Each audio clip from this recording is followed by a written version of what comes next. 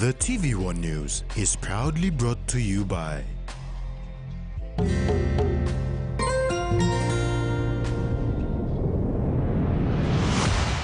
BSP, our bank, our people.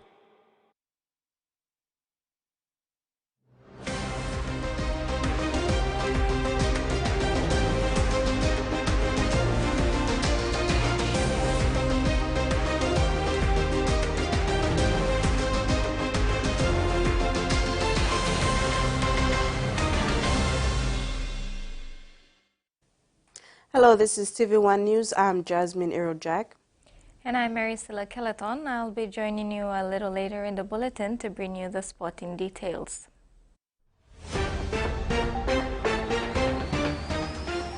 In this edition, evict settlers within Pogera SML area, Rabaul marks 30 years since eruption, and PNG netball team suffers second loss. Director of Adventure Kokoda, Charlie Lin, whose company runs tours of the World War II route, told ABC News Australia that the closure of the Kokoda track had caused chaos. He said a group of 10 hikers from Australia and New Zealand was due to reach Nauru village today after hiking for almost a week from Kokoda. He expressed concern if they are not allowed through, they have no contingency plan, citing that his tour company can't afford to hire helicopters as they are very expensive. Mr. Lin said the group is exhausted and do not have enough food to last them a week if they turn back.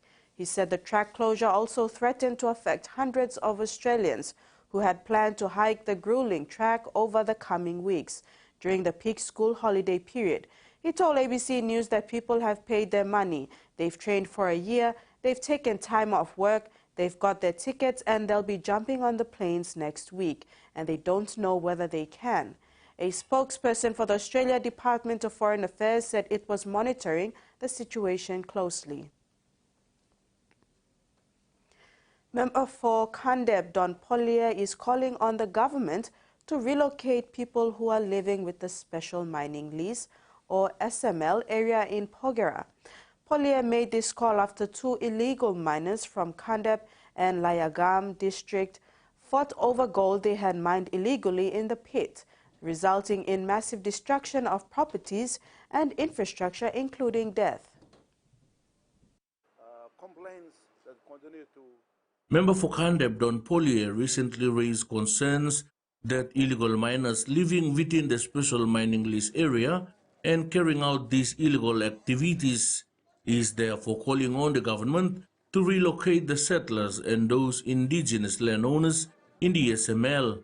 He said the SML resettlement exercise will be creating a safe and secure mine, stopping the influx of immigrants, prevent law and order issues, and enhance the rejuvenation of after-the-mine socio-economic programs. Pollier said it will also prevent tribal warfare activities like the current situation where illegal miners are fighting over gold, causing massive destruction in the mining township. And I, as a member from that part of the country, I am here to help, to support, to relocating the people on the SML so we find lasting peace, not just peace that is lost by the current tribal warfare, but peace we have been seeing continually compromised because of so many immigrants, so many people, so many illegal activities, so many economic activities have been destroyed in the past. We'll find they will be eradicated because the people are not living there and living elsewhere. Pollier stressed that although the resettlement exercise will cost a lot of money, it is worth spending to secure a world-class premium gold mine project. I call all the tribal leaders to lay down, start to take control of the situation. On both sides, the Sakar and the Panda. The Sakar and the Panda, those tribes that are involved, I asked them to lay down their weapons immediately.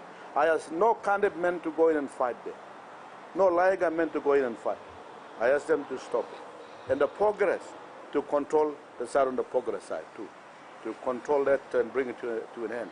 I also applaud the Serbian messenger but should be extended to 2 months, not just in Porgera, but throughout the whole of Enga, because they speak the same language, and it is easy that what happens in the other will source the tribal warfare to continue to become a big challenge for the government, for the mind to. Freddie Moe, TVWAN News. Meantime, the Mineral Resources Authority Managing Director Jerry Gary has brushed aside claims by the member for Wabeg, Dr. Lino Tom, that fighting in the Porgera Valley is a consequence of non-implementation of the Porgera Project Community Development Agreement. Gary explained that the lawlessness and fighting that is currently going on is a social and law and order issue and nothing to do with the CDA process that is currently underway in Port Moresby. He said the fighting started between 2 illegal miners from Kandep and Layagam districts respectively over gold they had mined illegally in the pit. The fight quickly escalated into local villages that host the 2 illegal miners, resulting in the involvement of the wider community. He said all stakeholders involved in the CDA process are currently negotiating benefits and that negotiations would be completed soon. The High in the Sky police helicopter funded by the PNG government to support the Royal Papua New Guinea Air Wing is no longer functional. Air Wing Acting Director Inspector Shamak Kwarahasi said since the establishment of the Royal Papua New Guinea Constabulary Air Wing in 1998, the PNG government has supported the Directorate with a police helicopter, but this helicopter ceased its operation in 2018. Kwarahasi said currently they are operating through hired helicopters. The operation that was done was flown, the helicopter itself was on probably February in 2018. That's the last it flown. Yes. And what has happened to it then? The helicopter. What happened to the helicopter? It was unserviceable because it's unserviceable because there was the financing part of it that needs to finance the serviceability of the aircraft was not there. That's why it came to a halt. Today marked 30 years after the twin volcanic eruption in Rabaul. It was September 1994 and Rabaul, a picturesque town nestled at the foot of the East New Britain province, witnessed one of the most catastrophic natural disasters in Papua New Guinea's history. The twin volcanic eruption of Mount Tavurvur and Mount Vulcan changed the landscape of Rabaul forever, casting the town in ash and smoke and forcing thousands to flee. The day began like any other, with the people of Rabaul going about their routines, unaware of the tragedy that would soon unfold. The town, known for its bustling port, historical significance, and stunning scenery, was home to many locals and expatriates. Yet, beneath the calm surface, the ground was restless. Rabaul, built inside an active volcanic caldera, had long been living in the shadow of these 2 mighty volcanoes. In the early hours of September 19, 1994, Mount Vulcan erupted first, sending plumes of ash and gas high into the sky. It was soon followed by Mount Tavurvur, which exploded with a flurry that no one in Rabaul had ever witnessed. Lava spewed from the earth and thick clouds of ash began to blanket the town. The sky turned dark as if night had fallen, even though it was the middle of the day. People ran in panic, gathering what they could as they fled their homes. Those who had lived through early volcanic activity knew the danger all too well, but even they were shocked by the sheer intensity of the eruption. Buildings collapsed under the weight of ash, roads became impassable, and the once vibrant town was transformed into a ghostly wasteland. As the ash rained down, Rabaul's iconic landmarks disappeared from sight. The famous Mango Avenue, lined with towering trees, was buried under layers of volcanic debris. The airport, which had been the gateway to the town, was rendered unusable. Ships in the harbor were coated with ash, and many vessels sailed away in search of safety. Despite the devastation, there were moments of incredible heroism. Volunteers and emergency workers risked their lives to help those who were trapped or injured. The residents of Kokopo, a nearby town, opened their homes to those who had been displaced. In the midst of chaos, the community came together to protect and care for one another. By the time the eruption subsided, Rabaul was unrecognizable. The twin eruptions had reshaped the landscape, burying parts of the town and leaving behind a surreal ash-covered scene. Many buildings, including homes, businesses, and the schools, were destroyed, but the spirit of the people remained unbroken. The months and years that followed, efforts were made to rebuild Rabaul. However, the government made the decision to relocate the provincial capital to Kokopo, which was considered safe for future volcanic activity. While some residents returned to Rabaul, many chose to start anew in other areas. Yet to those who had lived through the twin eruptions in 1994, the memories of the day remain vivid, a reminder of nature's power and the resilience of the human spirit. Terry Longwood, TV1 News. After 30 years of being displaced, the people of Sikut Talvat in East New Britain province have been given their resettlement land titles. 199 land titles were handed by Prime Minister James Marape and East New Britain Governor Michael Marum to the Sikut Talvat people. They are the first lot of settlers to receive theirs, with PM Marape promising that 400 more land titles will be given next year. The event, hosted at the newly built Gela Gela Sports Oval, coincided with the 30th anniversary of the twin volcanic eruptions of Mount Tavurvur and Vulcan. 8 resettlement areas were established following the September 19, 1994 volcanic eruption. Sikut Talvat are the first to be identified under the Land Mobilization Program. You're watching TV1 News. Among stories after the break, the value of coconut industry and young people encouraged to rise.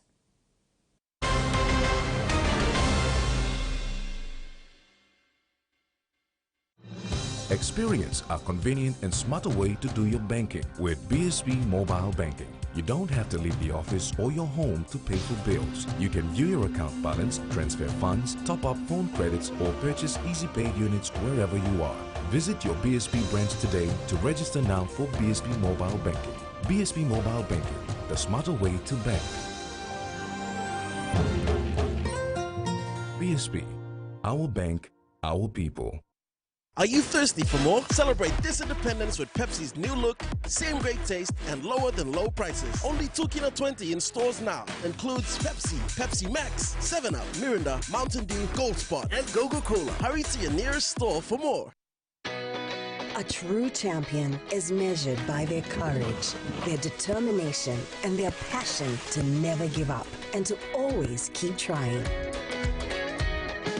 With a delicious Milo in milk taste and added nutrients, Milo in milk is a great way to fuel our little champions with nourishing energy every day. Because true champions give it their all. Milo, PNG and Mia. Find PNG made. Open bets.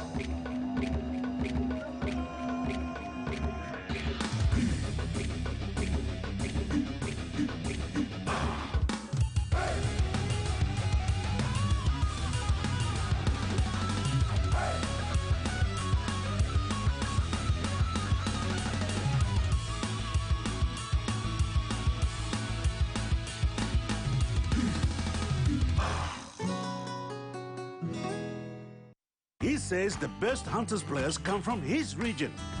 So does she. But there's one thing that brings everyone together. SB Lager, Bunyamyumi.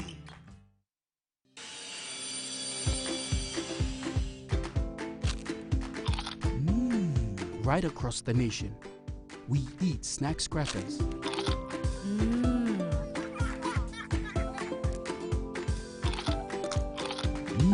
Emi Trupla. get a young planalapun, only like him snacks crackers. Only make him here, no PNG one-time lay biscuit company. It's crunchy and tasty. It's irresistible. Welcome back. Oktedi Mining has achieved a significant milestone with the award of a Statement of Compliance for its Kiunga port, recognizing its adherence to the International Ship Port Security Code. The SOC, valid for the next 5 years, was received by OTML Corporate Affairs Manager Dexter Wagambi, who praised the efforts of the OTML Asset Protection and Kiunga Operations teams for working closely with the Department of Transport's compliance team to secure this status. The SOC was presented by Department of Transport Acting Secretary Matthew Wawoni, alongside former Secretary Roy Mumu, who has been instrumental in the previous SOC certifications. WR Carpenter Group has been revealed as the diamond and naming rights sponsors of the World Coconut Day event that will be hosted from the 30th of September to the 4th of October this year. Coconut Industry Corporation in early June announced the week-long activities that is set to highlight the importance of the coconut industry, bringing together local farmers, producers, industry experts, and small to medium enterprises involved in the industry. Coconut Industry Corporation today received a commitment of financial support to the amount of 500,000 kina from WR Carpenter Group to host the World Coconut Day event from 30 September to 4th October. WR Carpenters has been in PNG for over 50 years. In the coconut space, we support our local farmers by buying the coconut, processing it for coconut oil and copra meal so that we can export internationally. And we look forward to working with Mr. Aku, KIK and the government of PNG and the people of Papua New Guinea to continue to work with them so that we may grow our coconut industry in PNG. This year's WR Carpenter Group World Coconut Day celebrations will highlight the importance of the coconut industry, bringing together local farmers, producers, industry experts, and small and medium enterprises. The celebrations will facilitate the promotion of health benefits of coconuts, highlight the economic importance of coconuts, encourage sustainable practices in coconut cultivation, and much more. The naming rights have been given to them, and so it's going to be called WR Carpenters World Coconut Day Celebrations 2024. We thank you, Mr. Daira, and your management and your board for deciding to come on board, and we are ready to be partners. We have always been partners with you through your association in the coconut space, and we'd like to also see you in the events. The theme for this year is Coconut for a Secular Economy, built in partnership for maximum value. Papua New Guinea is privileged to be chosen as the host country for the 2024 celebrations, a decision endorsed by the International Coconut Community Secretariat.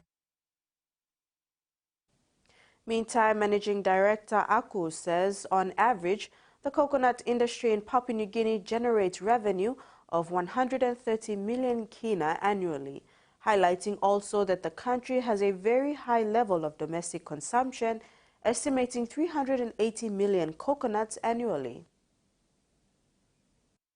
Coconut is the fourth largest cash crop industry in the country, behind oil palm, coffee and cocoa. If you look at the domestic economy, you go to the markets, you find that coconut is sold at between 3 and 4 kina these days. But if you put a kina against that, you're looking at 380 million kina in the domestic market. And so the value of this industry would be around 530 million kina a year industry.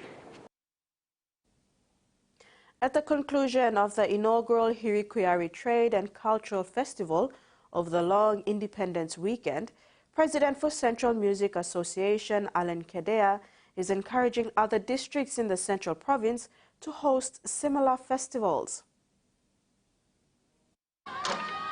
The inaugural Hirikwiyari Trade and Culture Festival at Edai Town was a great showdown as people turned up in thousands to attend the festival. President for Central Music Association Alankadaa marveled at the attraction it brought to the Hirikwiyari district, acknowledging member for Hirikwiyari Keith Iduhu. So this particular festival is held at Edai Town. Edai Town is a new township, and the township here, there are expats that live here, Chinese, Indian, working class Papua New Guineans. It's like a small part of Mosby that's come outside of Mosby. And that in itself attracts tourists. We're not far from the LNG plant. So all of the Exxon people come out here as well. And all our international workers, plus our local people, they feel very free and welcome to move around here. So it's a good tourist attraction. In addition, President Kedaa is encouraging other districts to take such festivals seriously, as it can attract tourists into the villages and communities. He said it was interesting seeing the small and medium enterprises from the district responding to the festival, adding the festival is also building up the economy of Hirikwiyari, led by local member Keith Iduhu. So I'd like to encourage our other 4 districts. Okay, Rigo, our member for Rigo, Seana Pala, he is also already supporting Rigo, and we had the festival there. Okay, Hirikwiyari, we're all good. We also have Rabaul. So Rabaul, they're a little bit further out. From the city, about 4 hours drive. So it's a long distance, but it's a good way to get people out there through this sort of events. And also to Kairuku, our member, Peter Iswaimo, he just came back into office, so he's also looking to set up one for his district. And then we need to also get out to Koilala as well. We can't forget Koilala. But I know our members are willing. Just comes down to them, the administration. Yeah, but they all, our people are waiting for them. Yeah. Meantime, Central Music Association President Alankadaa is encouraging young people to have an entrepreneurial spirit and build a better life for themselves. I mean, really we're looking for, our people need opportunities. Our young people, maybe they didn't finish their school properly. And the best way to get out there is to have that entrepreneurial spirit. You will not get anything from sitting around. I mean, back in the day, you could sit under the coconut tree, tell stories, and we live off a subsistence living. But nowadays, because of the city life, coming outside to Central Province, our young people have to educate themselves. If you're in school, stay in school. If you're out of school, try and build up yourself through your own SME. And there are lots of other ways where you can get work through trade, carpentry, mechanic work, and also doing some sort of basic courses to get into like LNG side. LNG is here, opportunities are there. But I would encourage our young people to rise up and look to better yourself. All the stuff that young people are doing through CALs and this sort of stuff, forget about this thing. You won't get anywhere in life. So come to these events and come and talk to our administration, talk to us. If you're an artist, for Central Province, for our artists, if you want to be if you're good singing, playing the guitar, if you like to dance, you have a creative spirit, please come and see us at the Central Music Association. We want to build our young people up. And now the finance news. The kina closed lower at $0.2557 US in the interbank market. At Bank South Pacific, our kina was buying $0.2482 US, $0.3635 Australian dollars, $0.2154 euro, and 34.90 Japanese yen. Looking at commodity prices at New York close, oil closed higher except gold and coffee closed lower.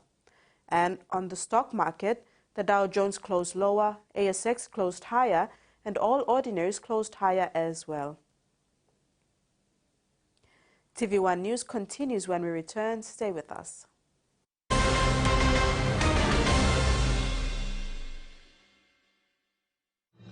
Experience a convenient and smarter way to do your banking with BSB Mobile Banking. You don't have to leave the office or your home to pay for bills. You can view your account balance, transfer funds, top up phone credits, or purchase easy pay units wherever you are.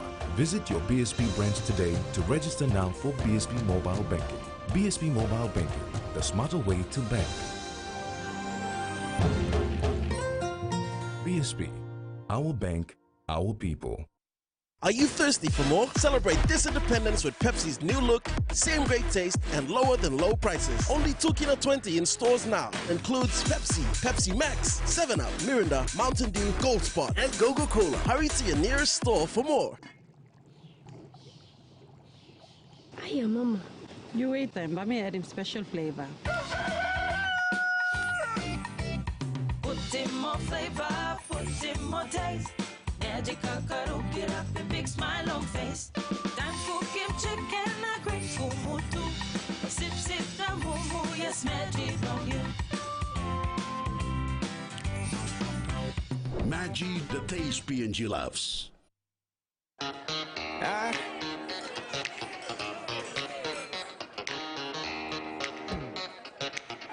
Superstition ain't the way.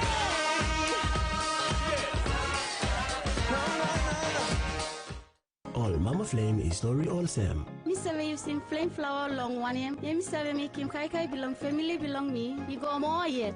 Man belong me save like him flower balls belong me what them kawa war na spring onion.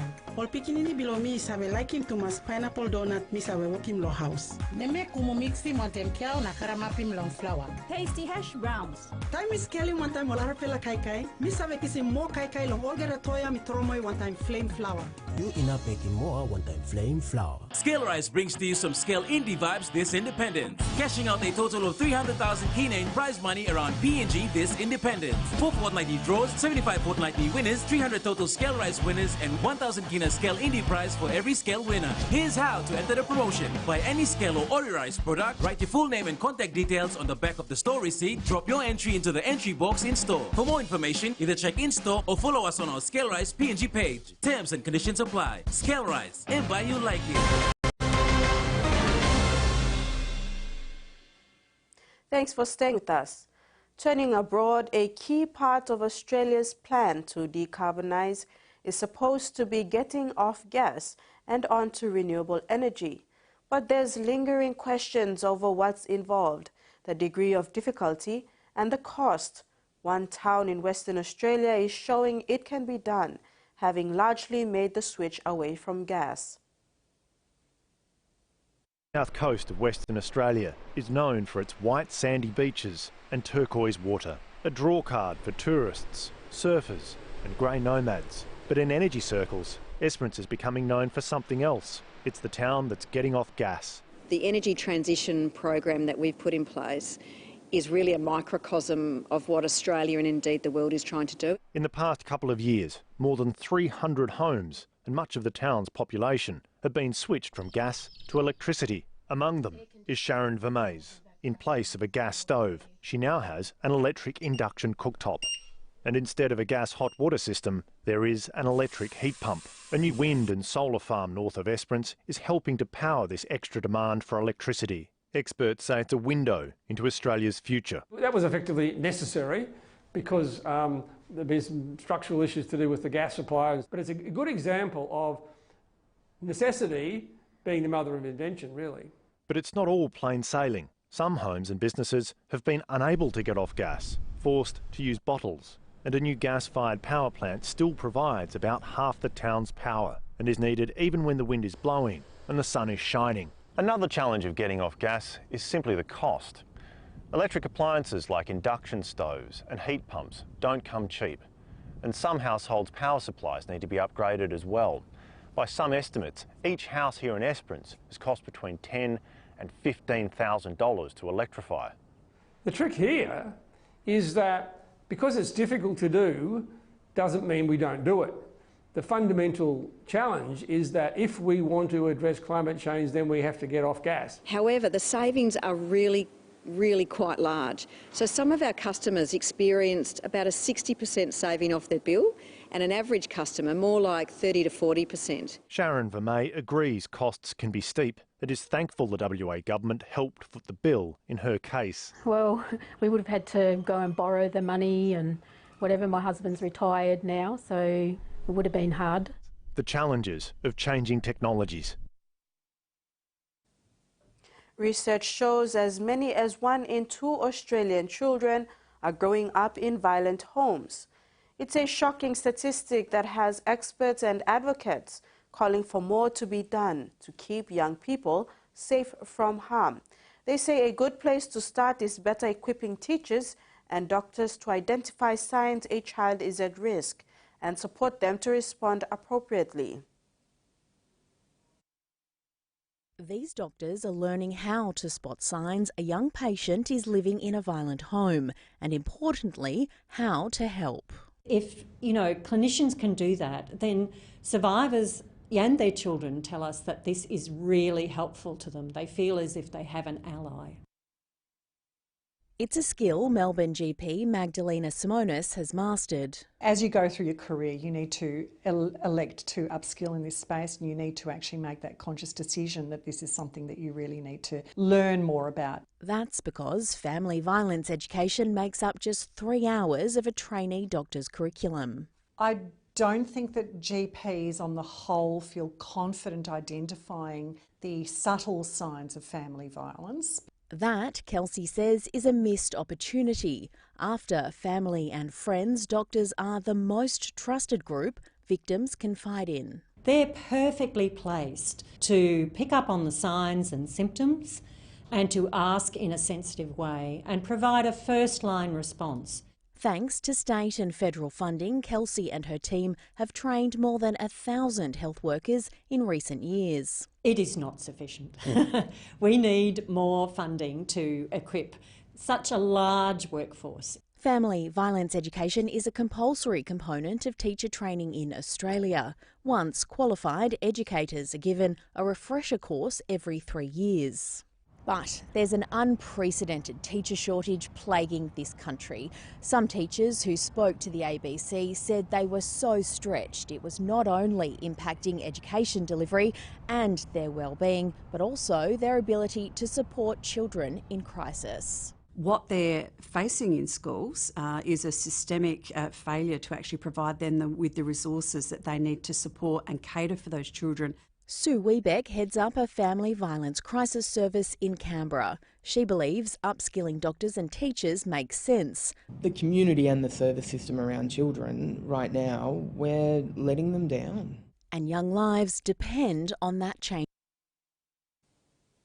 Mobile phone detection cameras around Adelaide will officially come online as of tonight. A 3-month grace period in which drivers were issued warnings if caught using their phones while driving is coming to an end, with massive fines and demerit points to be handed down to those detected by cameras. $1,000 and 99 demerit points. That's what one driver would have been hit with if it wasn't for the grace period that's been in effect for Adelaide's mobile phone detection cameras. That driver got busted using their phone behind the wheel a staggering 33 times, followed closely by other drivers who were caught 32 times and 31 times respectively. It's just ridiculous, stupid, irresponsible driving behaviour, to be honest. We're going to call it out for what it is. So far, drivers have got off with a warning, but that grace period comes to an end at midnight tonight.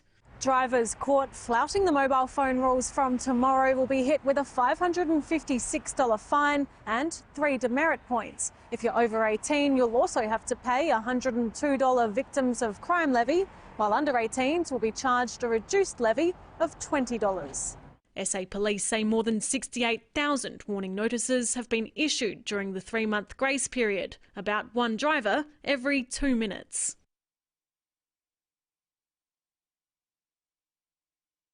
South Australian drivers say they're not surprised. I think it's atrocious. it's dangerous. It's pretty horrific really, but I guess once again it's a learning thing for people to realise that there'll be consequences. Do you think that it's going to be enough to deter people? I think it'll certainly help. $650 is a fair hit into the wallet, I think. So far, cameras have been installed on South Road at Torrensville, the North-South Motorway at Regency Park, Port Wakefield Road at Jepps Cross, the Southern Expressway at Darlington and Port Road at Hindmarsh, with 2 more to come online next year. And I'll make the point, these mobile phone detection camera locations are not at traffic light locations. They are not picking up people who are stationary. These are people who are mobile and driving underneath the camera. A last warning before offending drivers will be forced to cough up. As the housing crisis worsens, the nation is now facing the reality of more people having to live in makeshift accommodation, such as tents and vans. In the Northern Rivers city of Grafton, rents have risen by more than 40% over the past 5 years. These are the stories of those who are being left behind. It's just a park that's at the entrance to town. This is the first thing people see when they come into Grafton. These tent cities have popped up all over Australia. They're not going anywhere. I'm blind. I'm not exactly the cleanest cut looking person. Should have my sink over here somewhere. All my dishes are still here. Yep, there's my washing up area there.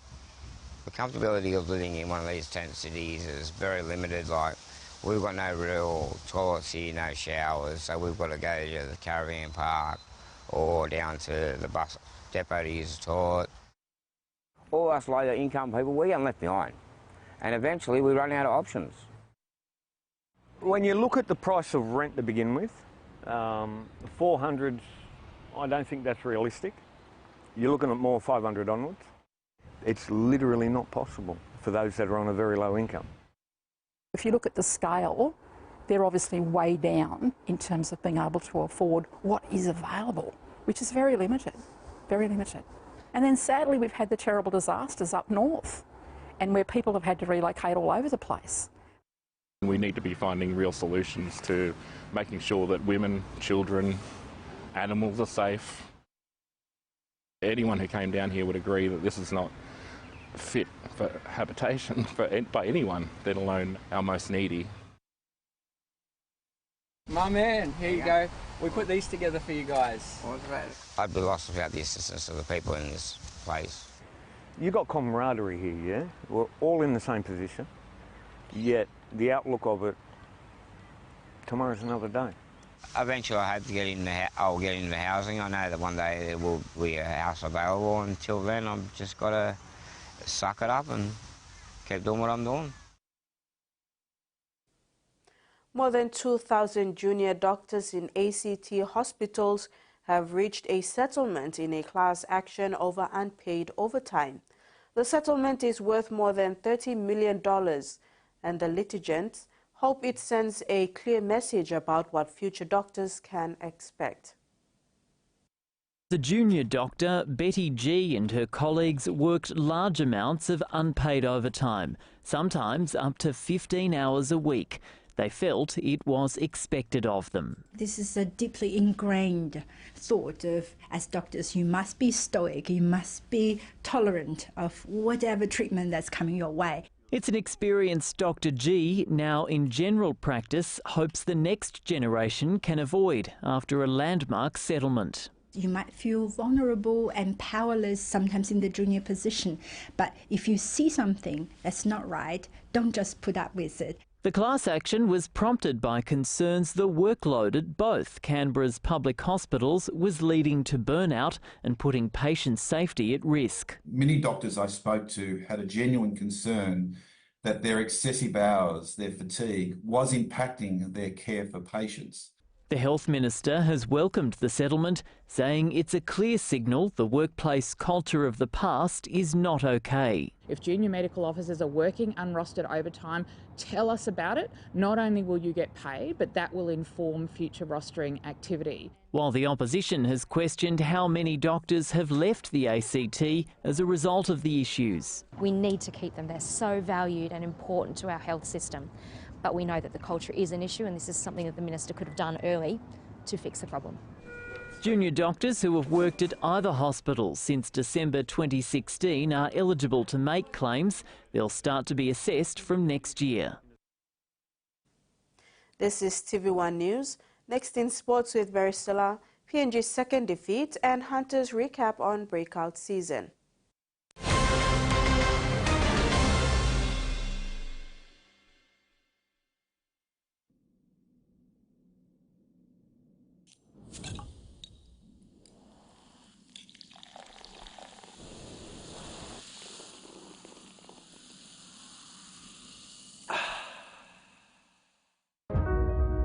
Hardware House is more than just a store.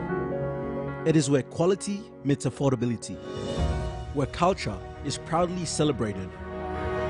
Spanning 9 provinces, we pride ourselves in offering top-notch customer support and services. We're more than just a store. We're more than a brand. We are Hardware House.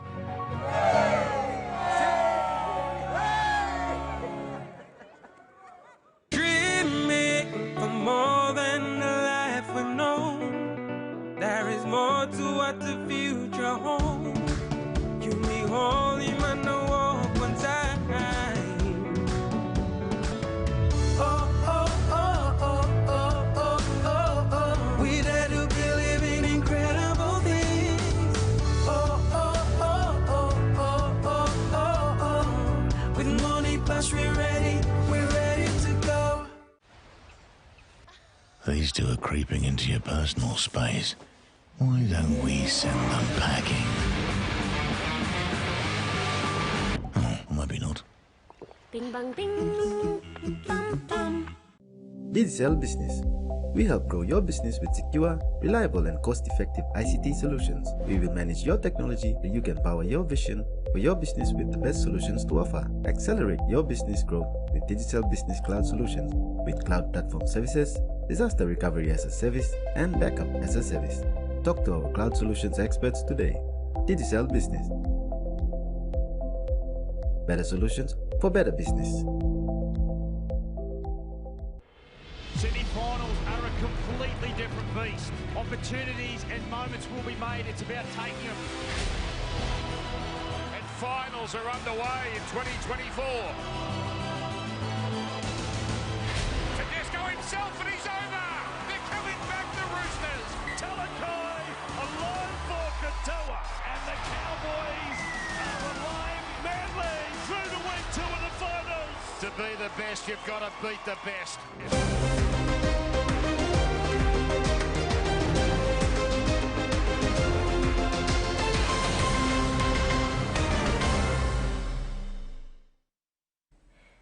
Thanks for staying with us.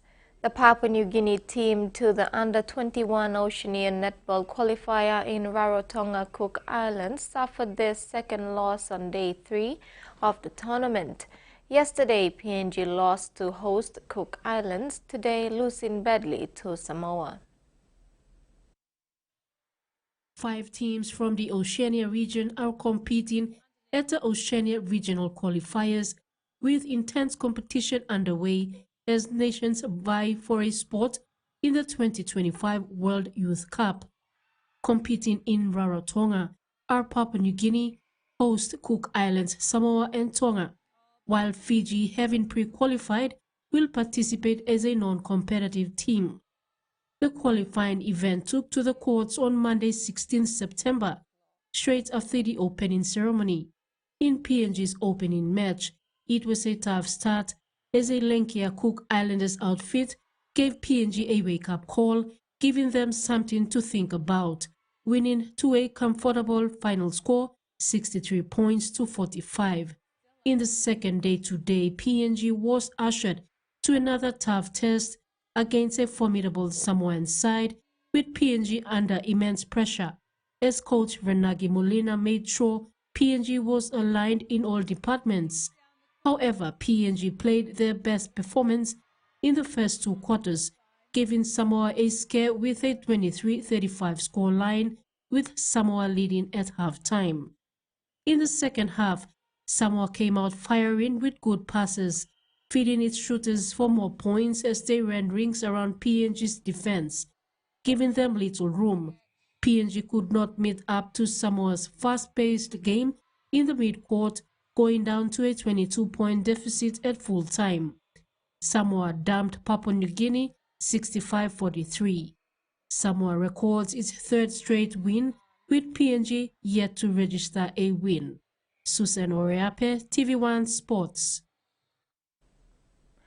The Cricket World Cup is held once every 4 years, and Papua New Guinea is participating at the Challenge League as part of the qualification process for each edition. 12 teams are divided into 2 groups of 6, and each group plays a triple round robin. Cricket PNG this week announced its official team for the Barramundis, travelling to Kenya and Uganda for the international fixture. The Barramundis play Uganda in a 4-match bilateral series in a 50-over format as part of their preparations for the first round of the 2027 ICC CWC Challenge League Group A competition to take place in Nairobi, Kenya on the 26th of September to the 5th of October. Head coach Tatenda Taibu said preparations have progressed exceptionally well, with the first friendly over and done yesterday. One was good, and we've got another one tomorrow.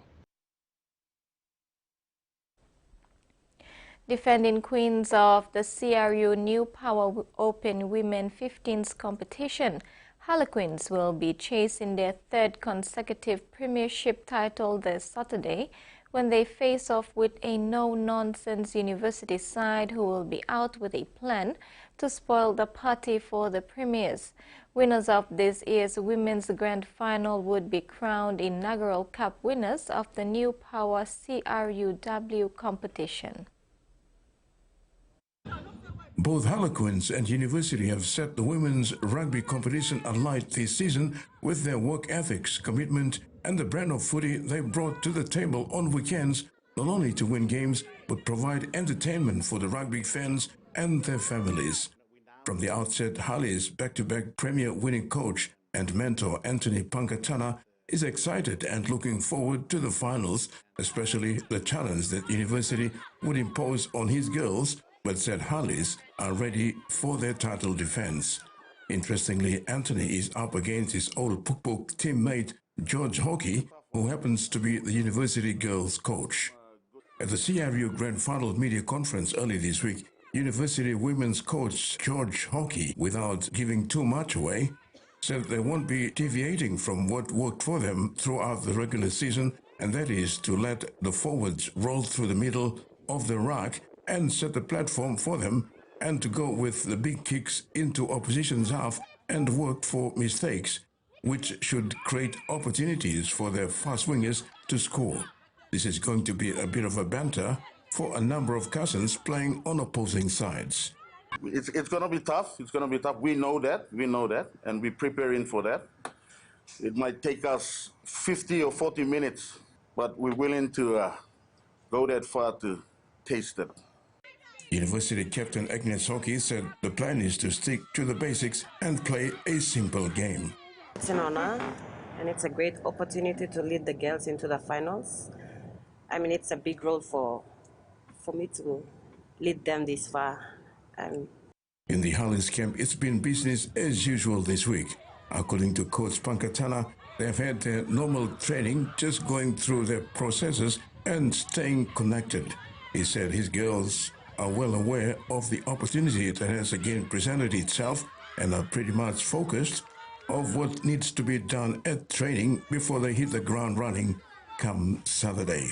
We now know what we're up against, and I think if the forwards can go out there and dominate the go forward, and make sure we do the little things right, the little 1%ers, and with the way we play, I think that we'll keep it simple, and the other things will take care of itself as we go. So, yeah. Alice captain Barbara Sigere is again relishing this opportunity to lead her girls out for the 3rd consecutive grand final appearance, and very confident of their chances. I think for me, the best advice that I could give to my team would be just get the simple things. If we can get the 1%ers right and just do the simple things right, I reckon everything else will just fall in place. Otherwise, The approach taken by both teams in reaching the final will set the tone for the big showdown. University, with their bigger, hard-running forwards, will most likely rumble the ball upfield, creating space wide out for their fleet-footed backs. Harlequins, on the other hand, with their mobile forward, would be keen to dominate the contact area and provide fast, clean ball for their agile backline. It'll be a close tussle, with the outcome to be determined by the team that remains steadfast in sticking to their game plan and process. Terry Longwood, TV1 Sports. After falling short by only one game to making their second grand final appearance in the QRL Host Plus Cup campaign, the PNG Hunters rookie coach Paul Aiton and his playing group should be highly commended for an incredible breakout season this year. They're going down to favourites North Devils in a high-scoring preliminary final, 46-30 on Sunday. The match could have gone either way had the Hunters capitalized on their opportunities. A heartbreaking end to a stellar season for the new crop of players who worked really hard to take the team all the way to the preliminary final, which is a remarkable achievement in itself and must hold their heads up high and be proud of their efforts this year. When he scores a try right in front, how do you score 30 points in a preliminary final and lose? I mean, opportunities slip through their fingers just as they gain momentum today. When reflecting back on the season and how it ended, Hunters coach Paul Aiton said it was disappointing for the players and the club for the loss, but very proud of the boys for the hard work and effort they had to put in during the whole season. He said the boys will now have a break and regroup for next season. In reflecting back on his debut season, Coach Aiton said it's a first time for everyone, the whole group, players and the coaching staff, and thought they handled themselves very well. He said it's a new competition, playing the finals, and proud of the boys and how they handle themselves, which can only get better as they move on. When making reference to the departure of Solowane and Junior Rock leaving for opportunities overseas in France, Coach said they had a really good squad this year, and there was a really good culture within the squad, and they were a big part of that and gave a lot to the club. The duo have signed a one-year contract with the French club. On speculation of Judah Rimbu's departure to Super League, Aiton said, to date, no official confirmation yet. In summary, the Hunters coach recapped on how their season started with 50-odd players who went through pre-season and the hard work put in to get better. He's very proud of the boys' attitude and energy put in. Being new boys, there were a lot of learning and hard work to build a good bond and culture for the team this season. Aiton made special mention of Hunters' spine, especially Hunters' Lin Spin, Joshua Lau, and rising star Finley Clare, who complemented each other well, and both had a breakout season that contributed to the success of the team this year. Terry Longwood, TV1 Sports. That ends the sports segment. We'll now have the weather forecast.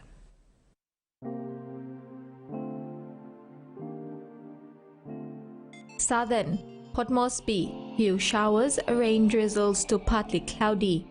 Daru, partly cloudy with evening drizzles. Kerama, evening rain drizzles and cloudy. Alotau, evening rain and possible thunderstorms. And Popondetta, evening rain showers, drizzles and possible thunderstorms to cloudy. Momase, Lay, rain showers and possible thunderstorms to cloudy. Medan and Vanimore, fine to partly cloudy. Wewak, fine to partly cloudy with possible rain drizzles tonight. New Guinea Islands, Lorengau, partly cloudy with evening showers, drizzles. Kavieng, few showers and drizzles. Kokopo Rabaul, partly cloudy with few brief showers and drizzles. Kimbe, rain showers and possible thunderstorms to cloudy. And Buka, few showers to cloudy. Highlands, Mount Hagen, partly cloudy with some showers and possible thunderstorm. Goroka, Bans and Kundiawa, rain showers to partly cloudy. Mendi, Tari and Wabeg, rain showers and possible thunderstorm, easing to cloudy. Coral Seas moderate with northeast to southeast winds of 15 to 20 knots. Solomon Sea, Seas smooth to slight with northeast to easterly winds of 5 to 15 knots. Bismarck Sea and Pacific Ocean, seas slight with east to southeast winds of 10 to 15 knots. Waters of southern PNG Indonesian border to Daru to Kiwai Islands, Kerma, Yule Island, Hood Point to Samarai Islands, waters of Medan, Wewak, Banimo and northern PNG Indonesian border, and waters of Manus and its western group of islands, seas 0.5 to 1.5 meters, and waters of Cape Vogel to Huon Gulf to Finchafen, seas 0.5 to 1.3 meters.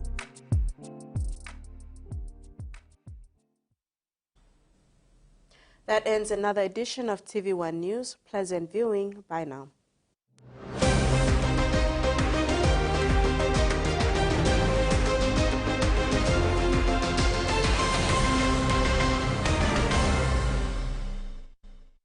The TV1 News was proudly brought to you by